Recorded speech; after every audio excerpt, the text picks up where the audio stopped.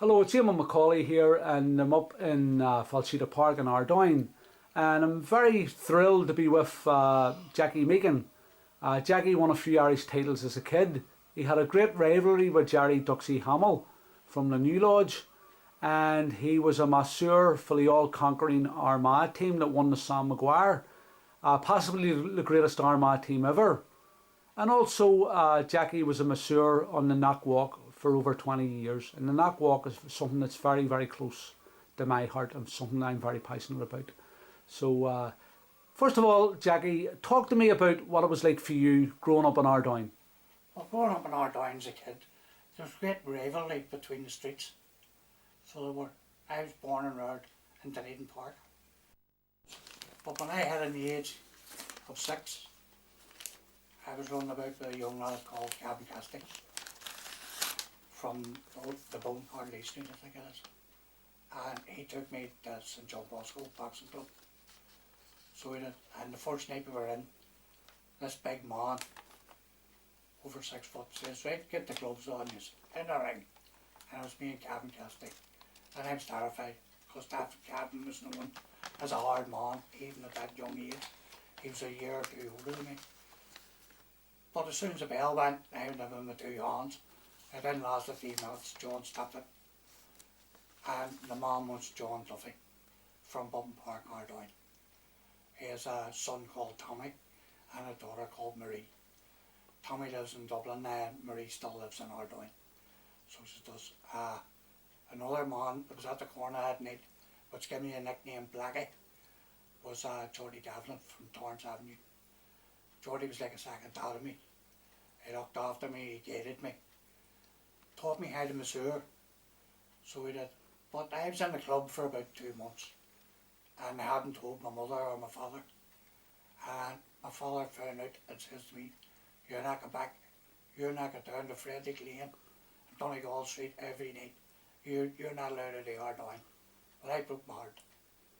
So that, and eventually my dad went up to John Duffy.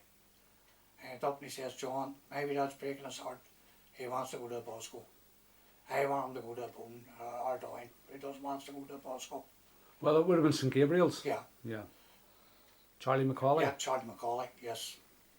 The unpaid hero, as I call him. So why did you pick the Bosco then? It was the club I went until first. Right, well, and there was a few Ardoyne men boxed there. I mean, the likes of John Kelly and Billy O'Neill. Sean Brown, Aye. Freddie Gilroy. Yeah. Could you name me some of the great boxers that come out of that club at that particular time? What year are you talking about when you joined? I was 6. What? Right. I was born in 54, 1960, 61. Right. No, 62. So it was.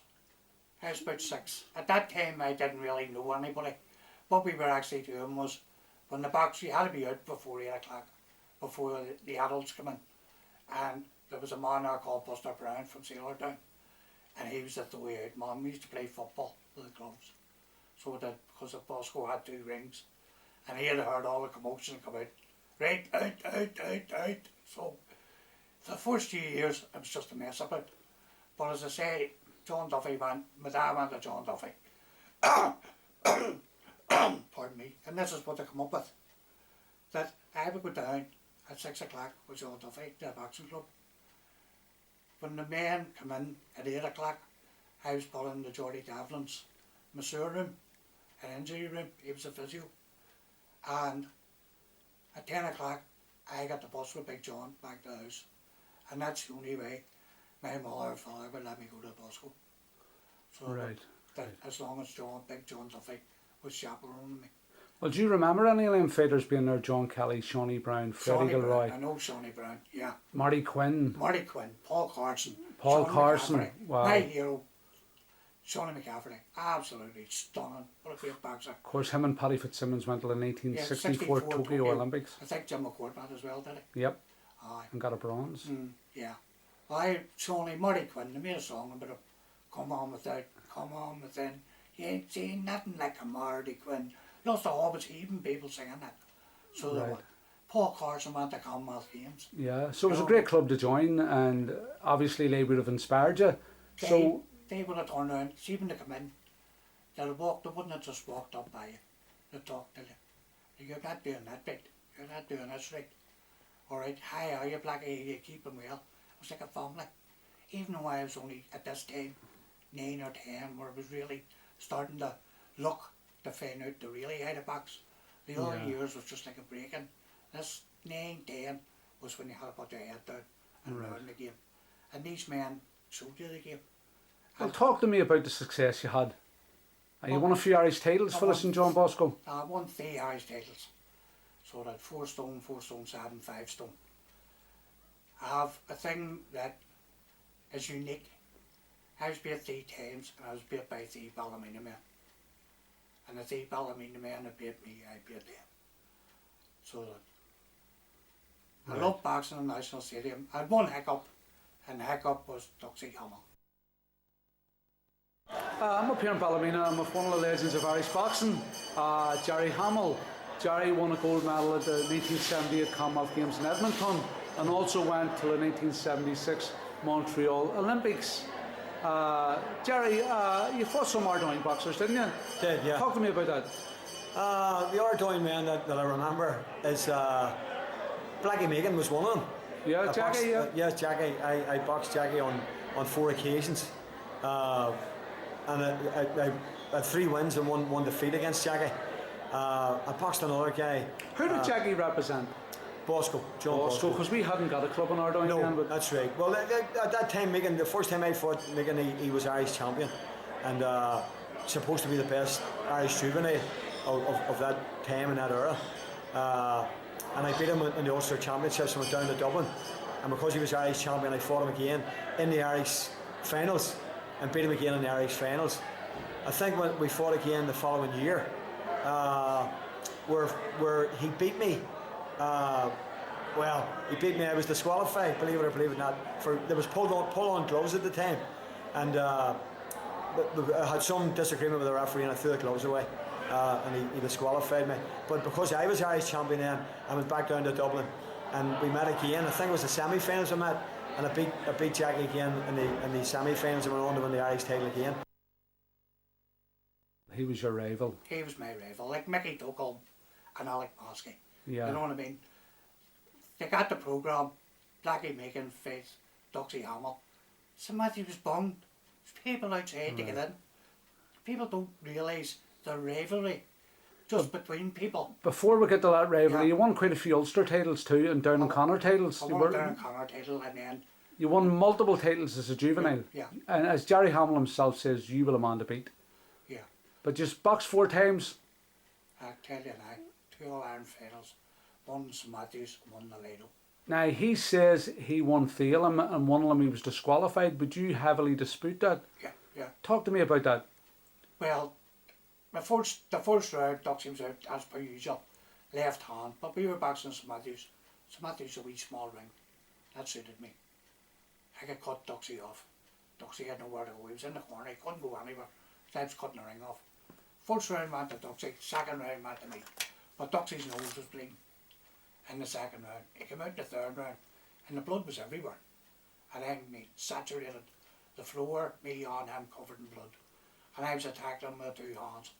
And I think I caught him an uppercut. And as I caught him the uppercut, Bob McClure jumped in.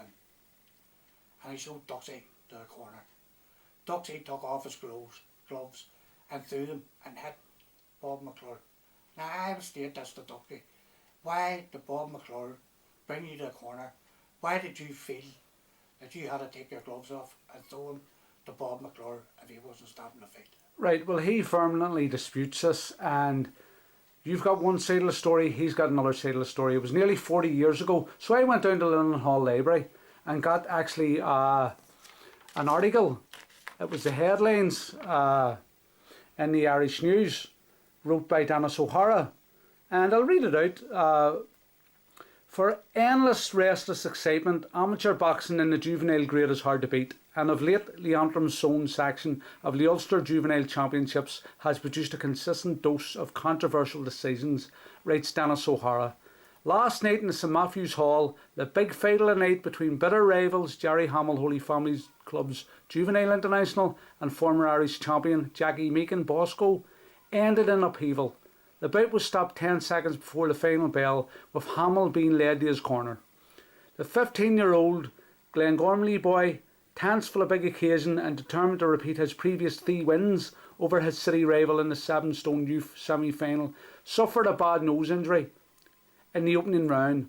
During this session, referee Jackie Boyle, well, you've got the referee wrong, who incidentally handled all 16 bouts, sent Hamill to his corner for inspection to the damaged hooter. However, the blistering bout continued with Hamill's left jab putting him slightly ahead, entering the second round. Meehan came storming back with furious two-fisted assaults, which included uppercuts, a jarring left jab, plus an occasional short right to the head. The third heat was touch and go, and just as the bout came to its peculiar and best forgotten ending, Meehan was given his second head warning and took a terrific right to the chin as the referee stepped in. Some fans viewed Hamill ahead, some Meehan at the time. It was that sort of bout, and it was a pity that the result was so unsatisfactory. Hamill, infuriated, tossed his gloves across the ring in a fit of bad temper, the result of a pre-fight build-up and tension.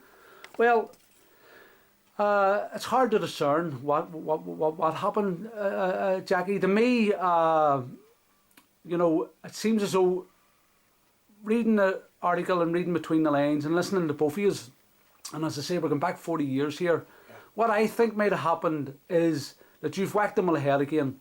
The referee's jumped in to give you your second warning for careless head work, and just as the referee's jumped in, Hamill's hit you flush. That's what it says there. Yeah. And he was led back to his corner. So it does sound as though Hamill might have been disqualified. But go ahead, I'll let you have your say on it. You were limited, I wasn't there, and it's inconclusive. I did hit Duxie by the head. There was an incident happened in the ring. I'm not going to go into it. But yes, I did hit him in the head.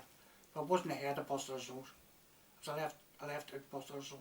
Was the fierce rivalry just in the ring? Were his pals outside it, or did it continue? Was there a better... We had respect for each other. You know what I mean? Duxie beat me in 2 All-Ireland finals. You won't find this hard to believe. I went back to the hotel that we were in, and twice I got a phone call from Belfast, and twice it was Duxie's family. Could you tell me if Jerry Hamill's there? I says, he's not here. Could you tell us who won between Jerry Hamill and Blackie Meehan? And I'm on the phone, and I says, Jerry Hamill won it. Do you know who this is? This is Blackie Meehan. That happened to me 2 finals that I lost to Duxie. Right. 2 All-Ireland finals, and twice his family phoned me.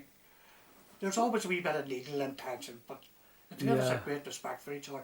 Lovely. You know what I mean? And these are 2 great men. I can vouch for that without a shadow of a doubt. Why did you pack it in then? Was it shortly after that, or was it because of that, or was it the troubles? Talk to me about that.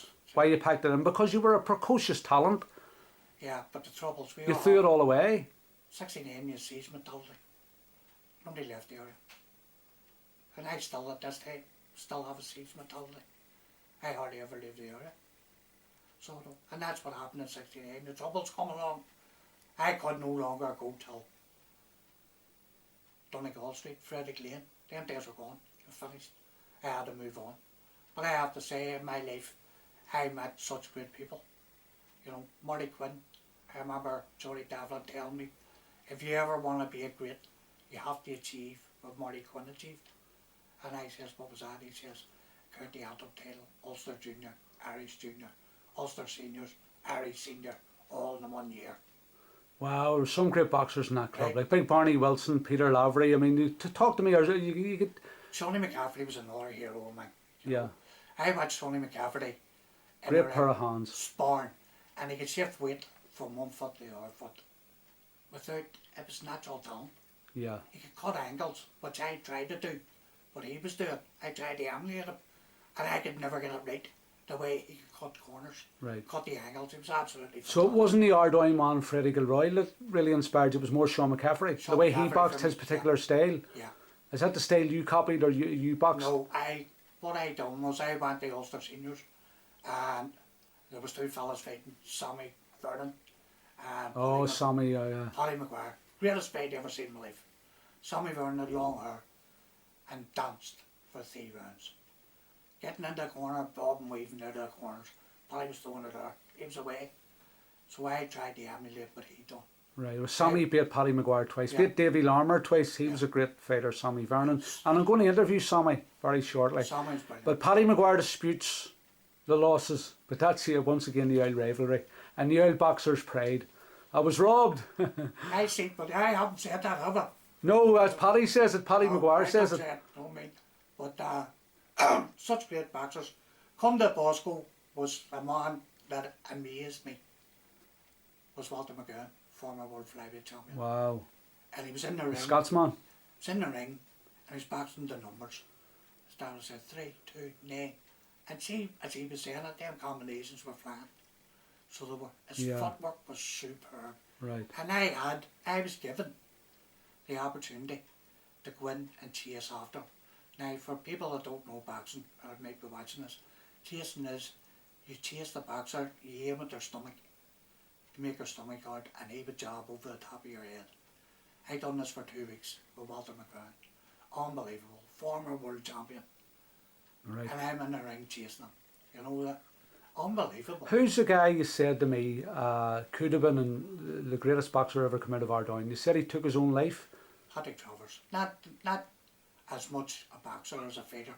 He was a fighter. But as me and Duxie filled the bill, or Alec Mosky versus Mickey Tuchel filled the bill, Patrick Travers filled the bill. Everybody come to see Patrick Travers. Right. He was non-stop for 3 rounds. He got you in a corner and you didn't get out of it. What club he boxed for? Boxed for St.